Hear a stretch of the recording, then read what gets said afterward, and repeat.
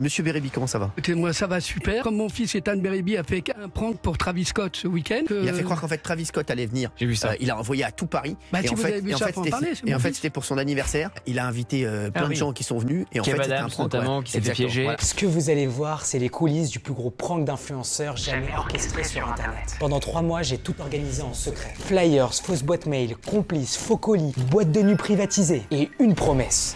La sortie exclusive d'un album de Travis Scott. Résultat, des centaines d'influenceurs, journalistes, personnalités publiques piégées, des stories partout, une soirée inoubliable et une seule vraie star à la fin, moi. Tout est parti d'une idée simple, faire un retour fracassant sur les réseaux. J'avais besoin d'un concept assez gros pour que même ceux qui ne m'aiment pas parlent de moi. J'ai donc choisi la fausse release party de Travis Scott. Et pourquoi Travis? Parce que c'est un artiste suffisamment connu, mais aussi assez lointain pour que ce soit crédible qu'il fasse un event secret à Paris. Plus c'est gros, plus ça passe. Pour l'organisation, j'ai dû créer une fausse boîte mail, raf.wasserman@imback2025.com. Surtout que Wasserman est le vrai nom de l'agence de Travis Scott. J'ai donc contacté des centaines et des centaines de créateurs avec cette adresse mail et un mail parfait. J'ai réalisé un faux flyers pour crédibiliser la chose. Et pour que ça tienne encore plus, j'ai demandé à un ami de mon cousin de me coder un faux site avec un compte à rebours. Le lien, imback2025.com. Il servira le soir même à diffuser une vidéo reveal du prank que j'ai tourné avec un cadreur professionnel. Donc là voilà, on va tourner d'autres scènes du petit teaser. Petite lumière en mode faites entrer l'accusé avec une chaise au milieu. Pour marquer le coup et que les créateurs communiquent en amont sur l'événement, j'ai créé des packaging, des colis. Je voulais marquer les esprits, mais j'ai galéré. J'ai pris la boîte de carton sur Amazon, j'ai imprimé des cartes noires élégantes avec la phrase « It's been a long time, but I'm back » et j'ai mis un QR code qui renvoie vers le site. Ma lynx le lynx. Tout a été fait à la main, soigneusement par ma maman. Big up maman. Mais c'était une galère totale. À chaque fois, je me rendais compte que j'avais oublié des choses, que j'avais fait défaut d'orthographe sur les cartons d'invitation et même pour vous dire sur les colis finalisés qui ont été envoyé, je me suis trompé sur l'horaire, j'ai mis 23h30 alors que c'était 19h. Juste, je me suis trompé. Voilà, la seule erreur. C'est la seule erreur, c'est que j'ai mis 23h alors que c'est 18h30. Surtout que je peux vous dire que pour les envois, les bureaux de poste ont dû me détester. Petite anecdote dans les invités d'ailleurs, j'ai même invité Miel. Et quand je vais pour déposer le colis sur le bureau de poste, qui je croise en voiture, qui me regarde et qui rigole avec le colis à la main, Miel. Heureusement, elle n'a pas cramé. Maintenant qu'on a le packaging, le flyers et la crédibilité, il fallait choisir les créateurs. C'est mon assistant Baptiste qui s'en est chargé. Il les a sourcés un à un. Entre ceux que je connaissais, ceux qui m'avaient DM, que moi j'avais DM, que j'ai convaincu via des amis, j'ai réussi à créer un effet boule de neige. Même certains créateurs sont venus m'envoyer des mails parce qu'ils avaient entendu parler de l'event. Avec ça, j'ai insisté pour qu'ils fassent une story et un TikTok un peu mystérieux, permettant évidemment de relayer le site internet, mais sans jamais citer Travis. Oui, j'ai dit que ce QR code dirigeait vers l'album en exclusivité le jour J. L'organisation de la soirée, c'était quelque chose. Il me fallait trouver un lieu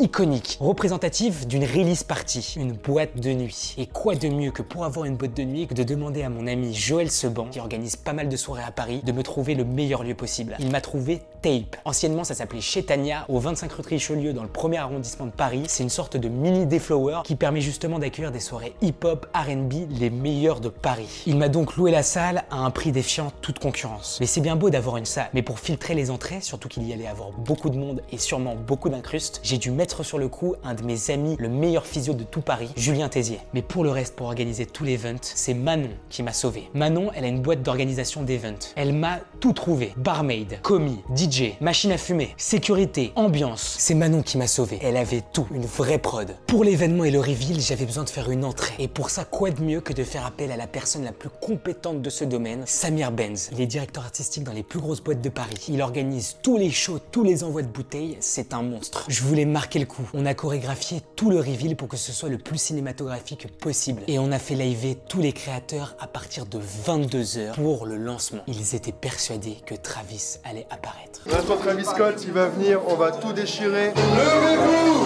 faites du bruit, s'il vous plaît. Allez, s'il vous plaît, faites du bruit, s'il vous plaît.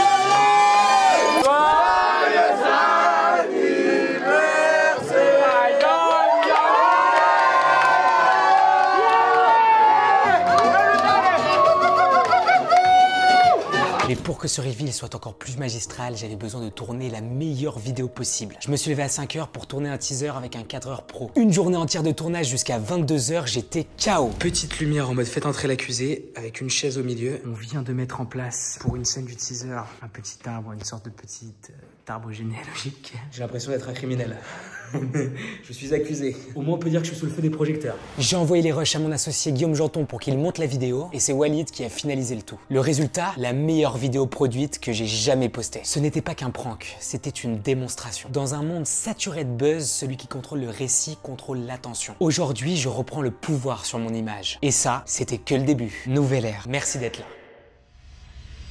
Update les gars, le prank vient de passer, je suis dans mon lit, c'est fini. Qu'est-ce qu'il s'est passé? Aqua Babe, 4-5 heures avant, m'a complètement niqué toute la soirée. Voilà, il m'a niqué tout le prank parce qu'il a dévoilé que c'était un prank. Il a compris que c'était moi, je sais pas comment il a fait. Apparemment c'est un de mes copains proches qui l'a contacté, donc si tu te reconnais, t'es un connard. Je sais même pas qui c'est, on m'a pas dit. Et tout ça pour vous dire que du coup, il devait y avoir 200 créateurs. Finalement, il y en a eu que 50. Bon, c'est déjà pas mal. J'ai pas pu tous vous les diffuser. Il y a eu Kev Adams qui s'est fait pranker, etc. Et tout ça pour dire que dans un prank, quand il y a de l'humain, et là encore plus, il y avait plein de monde, ne parlez jamais. Je me suis fait niquer à cause de ça. Et quand il y a eu plein de monde qui s'est fait niquer, plein de monde qui sont venus, ceux qui se sont fait pranker. Mais faites attention, ne parlez vraiment à personne quand vous avez un prank d'une telle envergure. Petit update de la soirée, c'était sympa. On a eu beaucoup de guests. Je vais voir si je vous les mets tous après, là, avant la fin de la vidéo. Comme ça, vous voyez tous les guests qui défilent. Mais voilà, très sympathique. Il y a eu un groupe de 50 TikTokers qui m'ont attendu devant. Ils m'ont embrouillé et tout. C'était n'importe quoi, dont un connard Shamseddine qui m'a embrouillé grave. Il se reconnaîtra, c'est un vrai bâtard. Et aussi pour vous dire qu'il y en a quand même qui l'ont bien pris.